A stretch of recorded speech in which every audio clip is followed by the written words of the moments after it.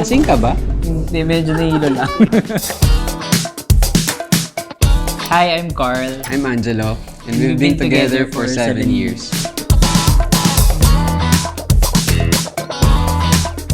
Yeah, ice oat latte. Oat kasi ano siya eh, lactose intolerant. Lactose intolerant. Yeah, galing. Safe. Ay, nagkikrave ako kagabi nung tulog ka pa ng Samgyup. Hindi ko alam. Sinong iinom? Pareho. Sige. Alam mo yan. Plan namin long-term vacation. 20 days yata. 20 days. Oo. Dalawa eh. Gets naman din. Hello, shot! Now that we live together, ano yung na-discover mo sa akin na ik mo pala? Siguro yung difference natin when it comes to household chores. Ako kasi kapag uwi ko, gusto ko ligpit lahat agad. Like, ayos. Pero siya, ayaw niya. Gusto niya mag-tiktok muna. Tahimik lang ako nag-aayos doon. So, wala siyang gagawin. Guilty naman. Sige. Ano yung expectation mo sa akin na completely wrong? Especially nung live-in na tayo. Hirap naman. Kasi ako, Hirap.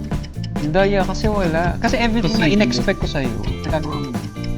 ka na. Hindi ako lalabas ng buhay dito. Galing ko.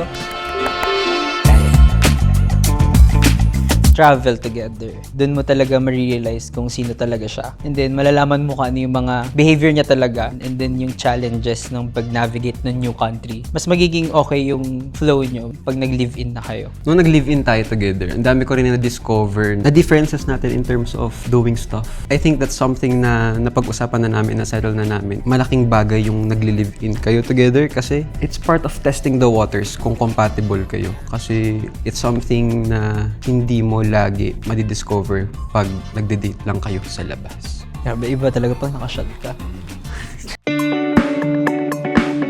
Not everything you see in social media is real or like it's the standards. We wanted to be parang representation para sa mga closeted person, ganon. Para magkaroon sila ng safe space. Take your time and be yourself if you can. Love whoever you wanna love kasi mapagpalaya ang magmahal.